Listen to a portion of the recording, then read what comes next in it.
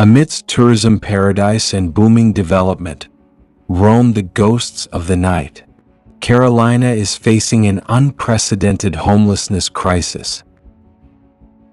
You see the skyscrapers, the luxury resorts? But turn just one corner, and it's a scene from the edge of despair. A mother clutching her child on the sidewalk, an elderly man shivering in the cold night. Why is this happening? Why does such extreme poverty exist in the shadow of such wealth? They are not just homeless, they are victims of a system that has abandoned them. Watch until the end to uncover the truth, and leave a comment if you believe this is unacceptable. North Carolina or South Carolina, places remembered by many as the peaceful, opportunity-filled South, a perfect getaway. But look a little closer, and you'll see weathered faces, worn-out blankets under trees, makeshift tents lining the sidewalks, and silent figures whose presence quietly moves your heart.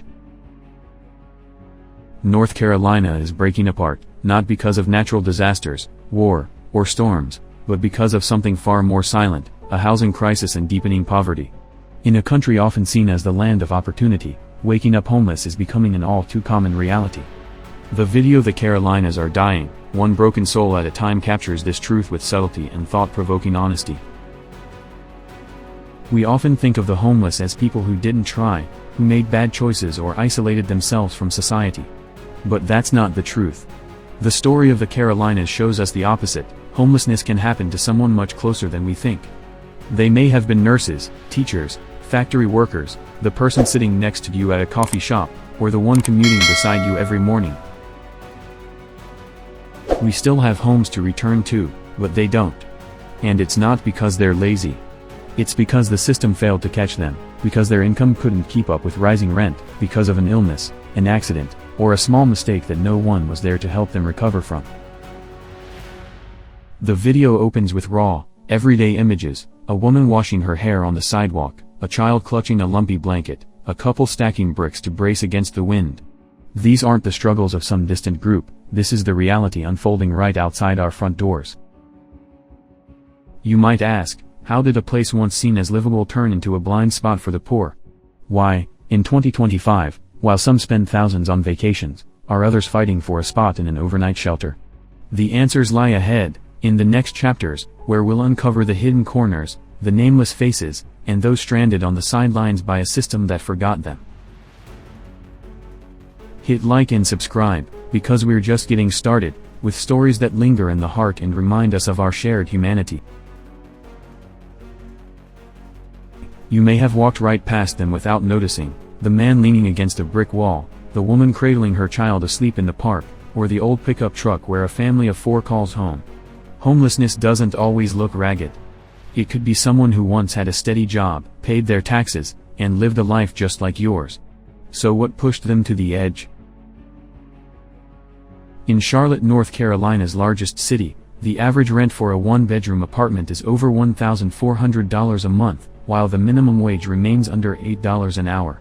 According to a 2023 report by the North Carolina Housing Coalition, nearly 50% of renters spend more than 30% of their income on housing, an unsustainable financial burden.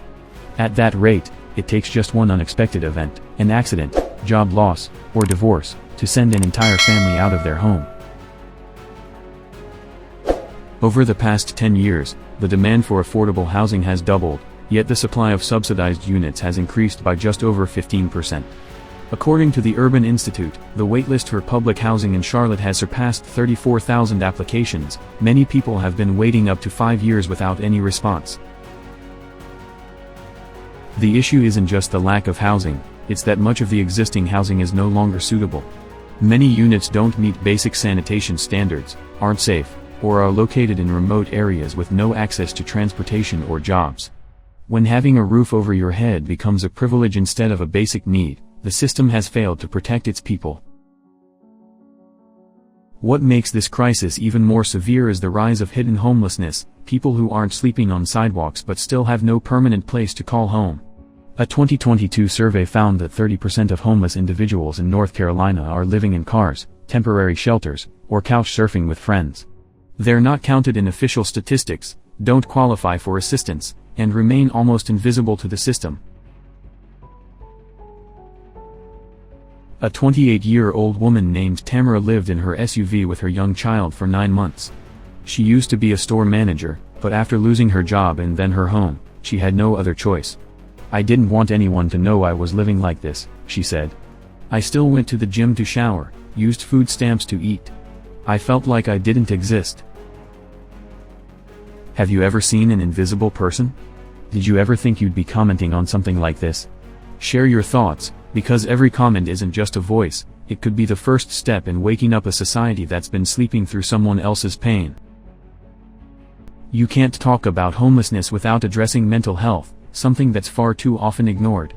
According to the National Alliance to End Homelessness, 25% of homeless individuals in the U.S. suffer from serious mental illnesses such as PTSD, chronic anxiety, or depression. In North Carolina specifically, a 2023 report from the state's Department of Health found that around 40% of the homeless population is living with one or more severe mental health conditions. Mental illness and homelessness go hand in hand. Someone struggling with emotional disorders can lose their job, their relationships, and eventually their home. But once they're living on the streets, access to healthcare becomes even more limited, their condition worsens, their behavior becomes more unstable, and society begins to stigmatize them. They become trapped in a vicious cycle with no clear way out. Alongside that is the issue of addiction, sometimes the cause, sometimes the result. Nearly 40% of homeless individuals in the Carolinas are affected by substance abuse, according to data from the North Carolina Department of Health and Human Services. When there's no way out, people often turn to something to numb the pain, and that something is often alcohol, tranquilizers, meth, or fentanyl. Yet the system doesn't have the tools in place to help them break free. North Carolina ranks among the bottom 10 states in the U.S. for mental health funding. Rehab centers and mental health clinics serve less than 50% of the actual demand. That means for every 2 people who need help, only 1 gets it. Some wounds can't be seen, yet they cut deeper than any visible scar. And the people carrying them are often the ones you pass by every day, without ever knowing their name. In a developed society, the welfare system should be a safety net that catches people before they fall too far. But in North Carolina, the holes in that system have become invisible traps. According to a report by the North Carolina Justice Center, only about 25% of those eligible for housing assistance actually receive it. That means 3 out of 4 people in need are left behind. To access assistance, people have to navigate complicated paperwork, long wait lists, and a lack of transparency in the approval process. Some wait as long as 18 months just to get an interview. Meanwhile, funding for support programs is constantly being slashed. In the past 5 years, the state budget for public housing has dropped by more than 30%, according to 2024 data from the Economic Policy Institute. It's not just housing, other safety net programs like food stamps, Medicaid, and mental health support are also stretched to their limits. With a rapidly growing population and an unstable economy, the system can no longer respond quickly. The poor are left relying on nonprofits, churches, and volunteer groups, organizations that often lack the long-term resources to meet the overwhelming need. You might think, at least there are community organizations. But even they are exhausted, fighting a losing battle against rising poverty. Shelter Home in Raleigh, which once had space for 100 people, now has to turn away over 200 applications each month due to overcrowding. Social workers are constantly working double shifts just to process paperwork and respond to emergencies.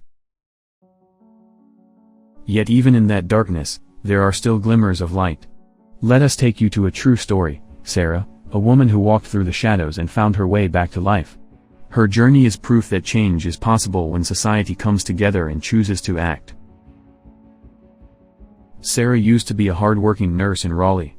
She lived a normal life, with a steady job, a small apartment, and dreams of starting a family. But an unexpected injury forced her to take months off work.